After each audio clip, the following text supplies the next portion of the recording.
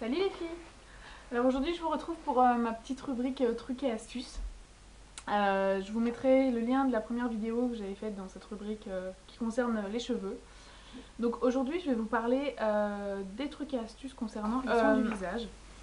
N'hésitez pas à mélanger à votre crème de jour des huiles essentielles. Alors je m'explique, en fait en fonction de votre type de peau, en fonction de ce que vous pouvez rechercher comme effet, vous pouvez utiliser des huiles essentielles pour remédier aux problèmes souhaités. Donc par exemple, si vous avez un problème de peau mixte ou grasse ou de boutons d'imperfection, ce genre de choses, vous pouvez mélanger à votre crème quelques gouttes, je dis bien quelques gouttes, hein, attention les huiles essentielles, on ne s'emballe pas dessus, d'huile essentielle d'arbre à thé. Ça peut être très très efficace.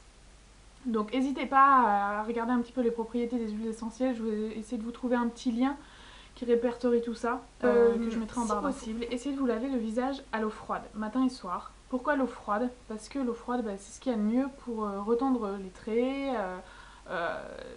C'est l'idéal même. Dans l'idéal, il faudrait aussi à chaque douche finir par un jet d'eau froide.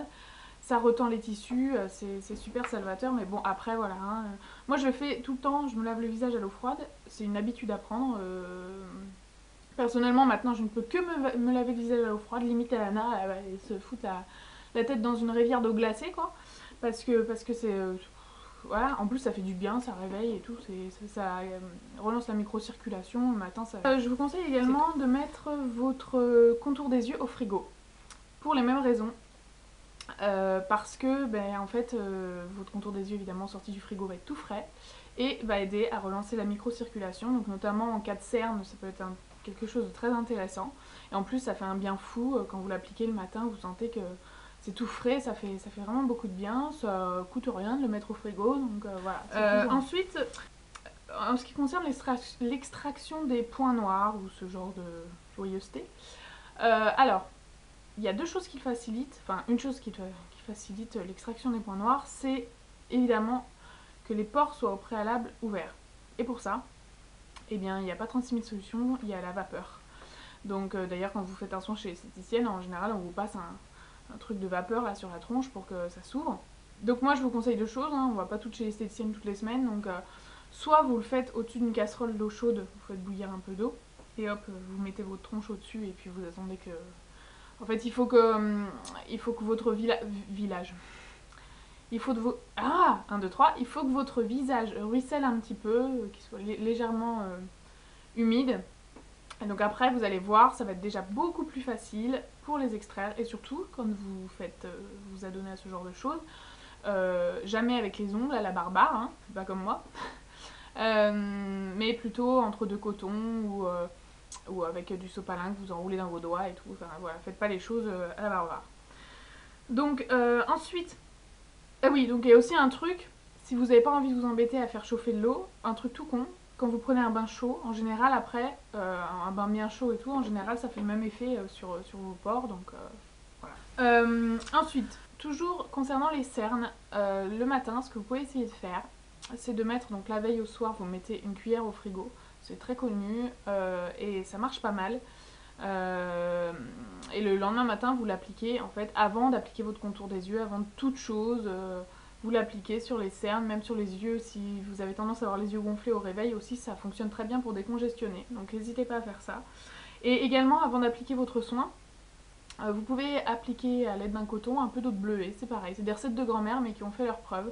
Je vous dis pas que c'est mirobolant, hein, mais petit à petit, vous allez voir que ça va aider à relancer la microcirculation et à atténuer cet effet bleuté de la Pour celles qui ont des boutons, des petits problèmes de boutons, ce que je vous conseille d'appliquer, c'est de l'huile d'arbre à thé, toujours de l'huile essentielle d'arbre à thé sur les boutons, dès qu'ils commencent à pointer le bout de leur nez. Donc c'est très efficace à purifier votre bouton, ça va l'assécher, mais attention, l'huile essentielle d'arbre à thé, on l'applique vraiment localement que sur le bouton. Pour celles qui sont adeptes de masques à l'argile verte, n'oubliez jamais au préalable d'humidifier votre visage à l'aide par exemple d'un brumisateur. Vous humidifiez bien votre visage et ensuite seulement vous appliquez votre masque à l'argile verte. Pourquoi ? Parce que si vous l'appliquez sur peau sèche, et c'est ce qu'on a toute tendance à faire au début quand on ne sait pas, vous allez assécher votre peau. C'est quand même quelque chose qui est assez astringent et qui a tendance... c'est assez asséchant les masques à l'argile, donc on l'applique sur peau humide et vous aurez quand même les vertus purifiantes du masque, hein, l'un n'empêche pas l'autre. Ensuite, je vais vous mettre le lien de, toujours parce que ça concerne les soins visage, je vais vous mettre le lien de ma vidéo sur les gommages naturels que je vais vous mettre ici. Parce que les gommages naturels, moi je n'utilise plus que ça, je n'utilise plus du tout de gommage que j'achète en distribution classique parce que j'y trouve mon compte et donc voilà, je vous en dis pas plus, allez voir ma vidéo pour celles qui l'ont pas vue. Donc je répertorie en fait les types de gommage en fonction des types de peau. Ensuite, pour les filles qui ont des problèmes de boutons ou de, voilà, de poussée de boutons pendant les périodes de filles, les règles, hein, on va appeler les choses par leur nom. Donc, ce que je vous conseille de faire, et moi depuis que je le fais, franchement, ça fonctionne. C'est pour ça que ça, j'insiste bien là-dessus. 3 ou 4 jours avant les règles, utilisez une crème antibactérienne qui va avoir tendance à amoindrir en fait la poussée de boutons quand vous allez arriver dans la période fatidique. Donc soit une crème, vous savez, par exemple je pense à la, comment elle s'appelle, triacnéale d'Aven ou ce genre de crème le soir, et vous allez voir que, enfin moi je sais que sur moi ça fonctionne quand je le fais vraiment de manière régulière, juste avant les règles et pendant, voilà c'est tout. Et ben j'ai pas la poussée normale de boutons, normalement j'ai 2-3 boutons qui se pointent en cette période. Donc c'est pour ça que je vous conseille de le faire, ça peut être pas mal. Et forcément, en fait, quand on arrive dans cette période, on a notre peau qui change, on a la peau plus grasse en règle générale, donc c'est intéressant aussi de la traiter en conséquence, même pendant cette période. Il y a une chose à laquelle on ne pense pas toujours, c'est que la beauté de la peau, ça passe aussi par la façon dont on se nourrit. Et également, c'est pour cela que je vous conseille aussi de faire régulièrement des bilans sanguins, tout simplement pour voir si vous n'avez pas des carences.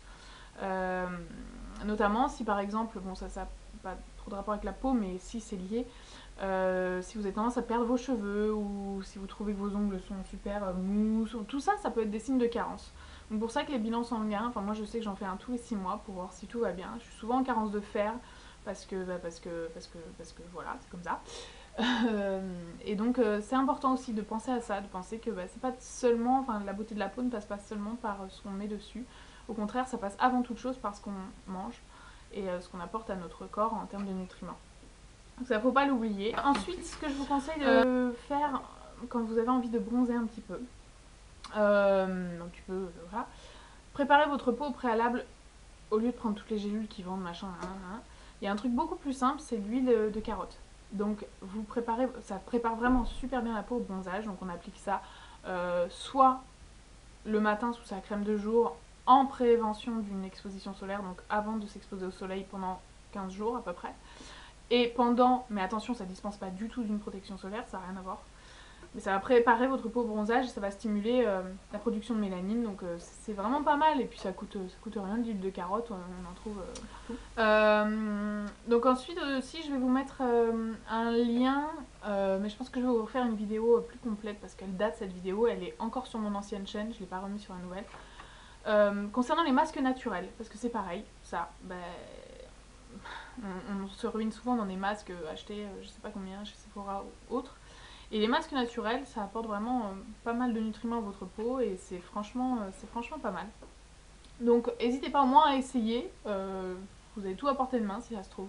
Je vais vous remettre quand même le lien de ma vidéo, qui était un petit peu, je me souviens, marrante. Pardon. Donc voilà, essayez les masques naturels, pourquoi pas. Et je vous en parle pas davantage dans cette vidéo, je vous renvoie à ma vidéo précédente pour trouver un masque adapté à votre type de peau. Et justement en parlant de type de peau, je vous renvoie également sur ma vidéo les types de peau, puisque avant toute chose, avant de pouvoir apporter ce qu'il faut à votre peau, il faut déterminer son type de peau. Alors ça paraît facile comme ça, mais souvent on peut se tromper, notamment entre les peaux grasses, les peaux déshydratées, les peaux sèches, je pense à ça parce que c'est l'erreur qui revient de façon récurrente. Donc je vous renvoie également à cette vidéo, que je vais vous mettre ici ou ici pour changer. Ensuite, je vous conseille également d'appliquer des sérums. On applique souvent des crèmes, on parle pas très souvent des sérums. En fait, l'intérêt du sérum, c'est qu'il va agir plus en profondeur au niveau de votre peau. Donc, ce que je vous conseille de faire, c'est par exemple de prendre le sérum en fonction du type de problème que vous voulez traiter. La crème peut agir d'une façon plus générale, sur l'hydratation notamment, machin. Mais le sérum, lui, par exemple, si vous avez un problème, je sais pas, de pores dilatés, vous pouvez prendre, je pense au sérum notamment idéaliste d'Estée Lauder, qui est pas mal pour les pores dilatés, pour les imperfections, tout ce genre de choses.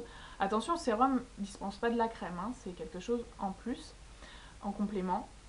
Mais moi je trouve que les sérums sont vraiment très efficaces et maintenant, moi j'envisage même plus d'avoir juste une crème en fait. Le sérum m'apporte tellement plus.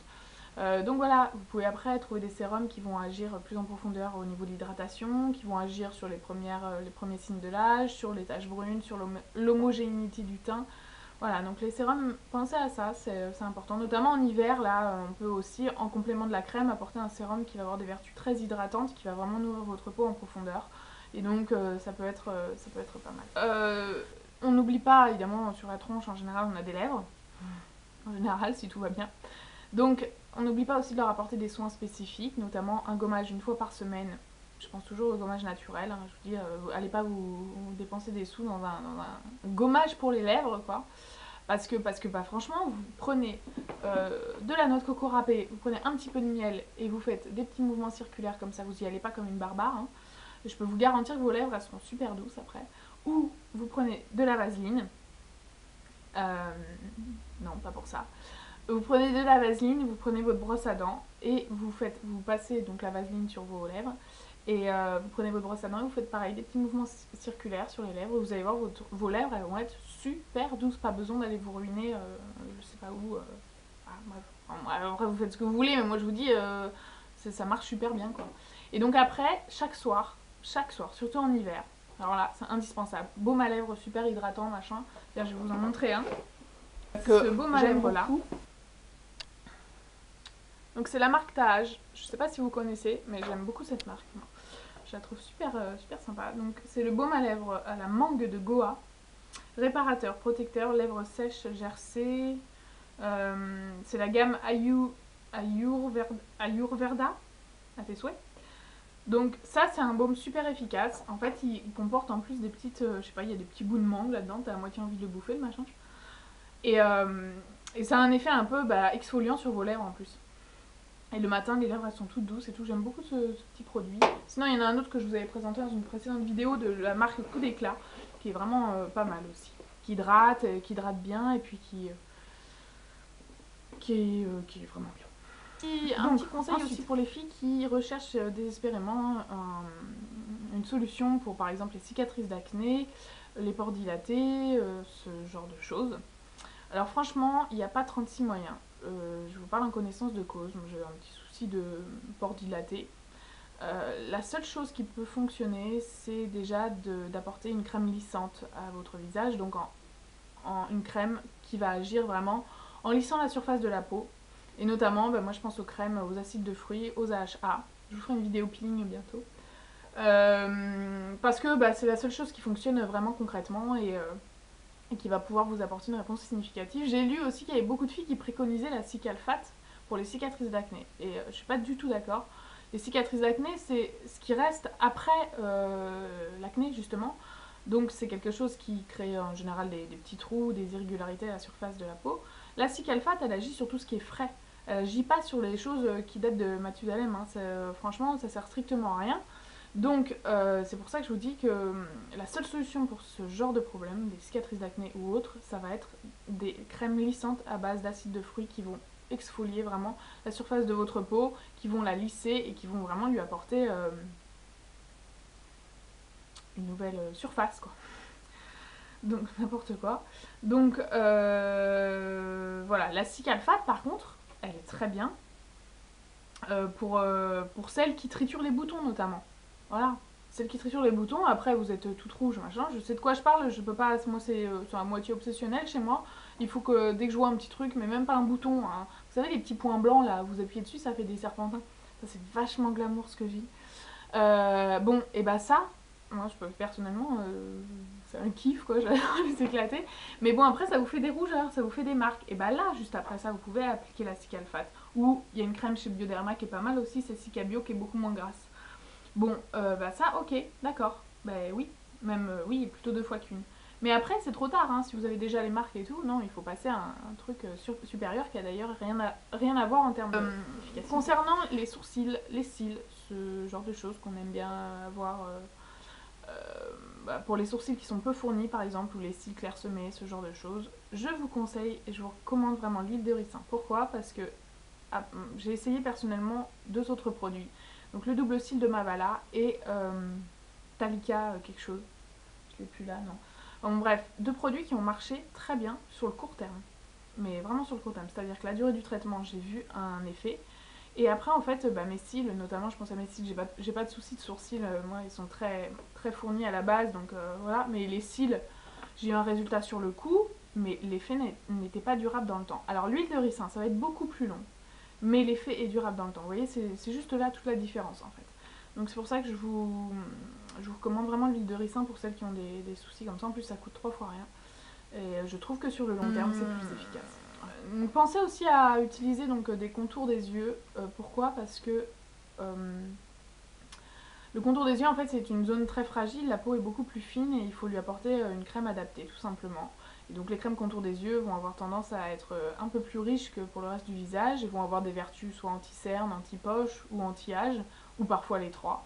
Donc c'est important aussi de traiter cette partie qui est différente du reste du visage. Et donc voilà. N'hésitez pas à faire ça. N'hésitez pas également à faire des masques spéciaux contour des yeux. Parce qu'encore une fois, il faut apporter beaucoup d'hydratation contour de l'œil, surtout en hiver comme ça, quand il fait bien froid. Ensuite, pour tout ce qui est pour les filles qui ont des problèmes récurrents de peau sèche ou de petites peaux, vous savez, des dartres ou ce genre de choses, ou même les rides, les ridules qui commencent à se former, ce genre de choses. Il y a un truc, franchement, qui est top, c'est l'huile d'argan. L'huile d'argan, on devrait tout avoir un petit flacon d'huile d'argan avec nous à la maison. Ça pue un peu le bouc, hein, mais franchement, c'est super efficace, quoi. Et moi, je sais que par exemple, quand je sens que ma peau est un petit peu qu'elle me tiraille un peu en hiver, machin, je me fais des espèces de cataplasmes là avec de l'huile d'argan et je mélange avec du beurre de karité, ce genre de choses. C'est très riche, mais tout de suite, vous faites un masque naturel comme ça à base de beurre de karité et d'huile d'argan. D'ailleurs, je le fais aussi sur les cheveux. Franchement, votre peau, elle est nourrie instantanément. Elle sort le couteau de la fourchette. Et franchement, c'est top. Vraiment. Donc l'huile d'argan, c'est un truc pour les filles aussi qui n'arrivent pas à traiter leurs problèmes de peau, ce genre de choses. Pensez également à la technique du millefeuille. Personnellement, je ne l'ai pas encore essayé, mais j'y compte vraiment. Et je pense que c'est quelque chose qui fonctionne bien. Je vous en parlerai davantage si j'essaye. Mais je vous enverrai vers un lien en bas qui vous décrit cette méthode. Donc la méthode du millefeuille, c'est en fait de traiter la peau par plusieurs couches successives de produits. Donc millefeuille dit bien son nom. Donc voilà, pensez aussi à cette méthode. Donc voilà les filles pour cette petite vidéo truc astuce qui est assez longue, hein, ma foi. Si j'oublie quelque chose, que je m'en rappelle, donc je fais le montage ou ce genre de choses, je vous récapitulerai tout en barre d'infos, donc n'hésitez pas à regarder la barre d'infos. Voilà, j'espère que cette vidéo vous a plu. N'hésitez pas aussi à... Cette rubrique de vidéo, c'est vraiment fait aussi pour vous, pour vos échanges à vous. Donc dans les commentaires, n'hésitez pas à donner vos petits trucs et astuces, comme ça, voilà, faut vraiment qu'il y ait de l'échange, c'est le but. Donc voilà, on a toutes, je pense, à s'apporter mutuellement. Donc voilà. Je vous fais de gros bisous les filles, je vous dis à très vite dans une prochaine vidéo.